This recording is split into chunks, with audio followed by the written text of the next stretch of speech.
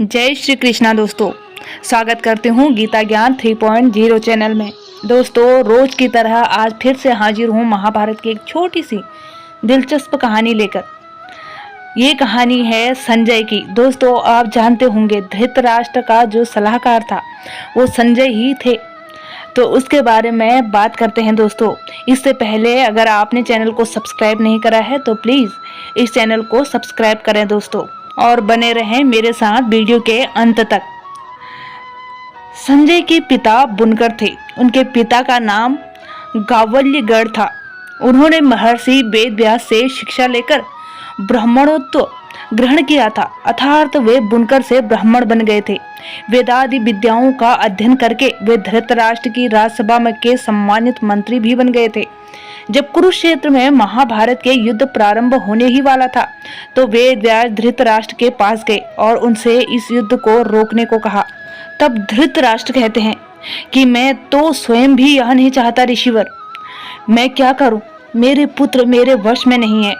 तब ऋषि कहते हैं कि तो ठीक है, मैं तुम्हें दिव्य दृष्टि देता हूं जिससे तुम स्वयं सर्वनाश देख सको। धृतराष्ट्र ऐसा करने से उन्हें रोक देते हैं और कहते हैं कि संजय को यह दिव्य दृष्टि प्रदान कीजिए ताकि मैं इनसे सुन सकूं कि कौन वीर गति को प्राप्त हुआ है। तब ऋषि वेदव्यास संजय को दिव्य दृष्टि प्रदान कर देते हैं। बहुत कम लोग संजय के बारे में ही जानते हैं। गीता की शुरुआत संजय और धृतराष्ट्र के संवाद से होती है। संजय हस्तिनापुर में बैठे हुए ही कुरुक्षेत्र में हो रहे युद्ध का वर्णन धृतराष्ट्र को सुनाता है। हस्तिनापुर और कुरुक्षेत्र में लगभग 145 किलोमीटर का फासला था। 18 दिन तक चलने वाले युद्ध की हर घटना का संजय वर्णन करता है।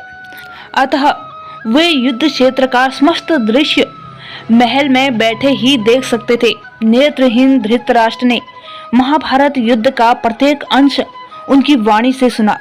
धृतराष्ट्र को युद्ध का सजीव वर्णन सुनाने के लिए ही व्यास मुनि ने संजय को दिव्य दृष्टि प्रदान की थी। दोस्तों, संजय प्रारंभ से अंत तक धृतराष्ट्र के साथ ही रहते थे।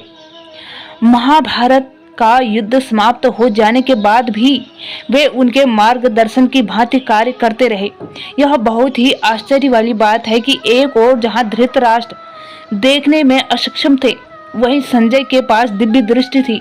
आज के दृष्टिकोण से वे टेलीपैथिक विद्या में पारंगत थे। कहते हैं कि संजय श्री कृष्ण के भक्त थे और वे धृतराष्ट्र के मंत्री भी थे, अतः उन्होंने कभी भी अपनी भक्ति को मंत्री से नहीं टकराने दिया।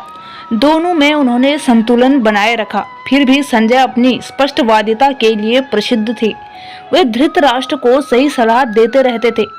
एक ओर वे जहां शकुनी की कुटिलता के बारे में सजग करते थे तो दूसरी ओर वे दुर्योधन द्वारा पांडवों के साथ किए जाने वाले दुर्व्यवहार के प्रति भी धृतराष्ट्र को अवगत कराकर चेताते रहते थे। वे धृतराष्ट्र के संदेश वाहक भी थे। कहते हैं कि भगवान श्री कृष्ण के मुख से गीता को अर्जुन के बाद संजय ने ही सुना था। संजय श्री कृष्ण अर्जुन संवाद के साक्षी थे। धृतराष्ट्र के समक्ष संजय ने संपूर्ण महाभारत का लाइव वर्णन किया था। उनका यह वर्णन अद्भुत था। उन्होंने महाभारत के सभी प्रमुख योद्धाओं के बारे में विस्तार से वर्णन किया था। कहते हैं कि गीता का उपदेश दो लोगों ने सुना, एक अर्जुन और दूसरा संजय। यही नहीं, देवताओं के लिए दुर्लभ विश्व रूप तथा चतुर्भुज रूप का दर्शन भी सिर्फ इन दो लोगों ने ही किया था। जहाँ तक देवी और देवताओं का सवाल है तो वो लोग तो सुन ही रहे थे। युद्ध में हुई सारी घटनाओं का विस्तृत वर्णन संजय धृतराष्ट्र के सामने कर रहे थे।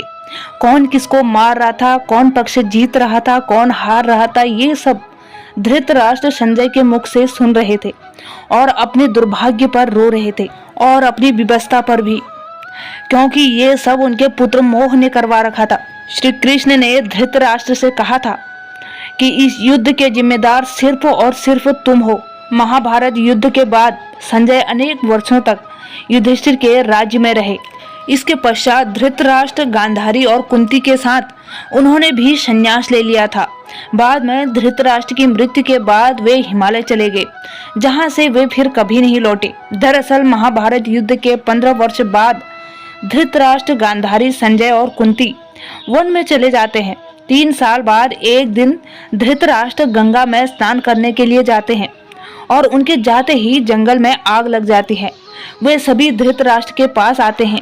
संजय उन सभी को जंगल से चलने के लिए कहते हैं, लेकिन दुर्बलता के कारण धृतराष्ट्र वहां से नहीं जाते हैं। गांधारी और कुंती भी नहीं जाती हैं। जब संजय अकेले ही उन्हें जंगल में छोड़ चले जाते हैं, तब तीनों लोग आग में झुलसकर मर जाते हैं। संजय उन्हें छोड़कर हिमालय की ओर प्रस्थान करते हैं, जहां वे एक सन्यासी की तरह रहते हैं। बाद में नारद मुनि युधिष्ठिर को यह दुखद समाचार देते हैं। युधिष्ठिर वहां जाकर उनकी अंतिम शांति के लिए धार्मिक कार्य करते हैं।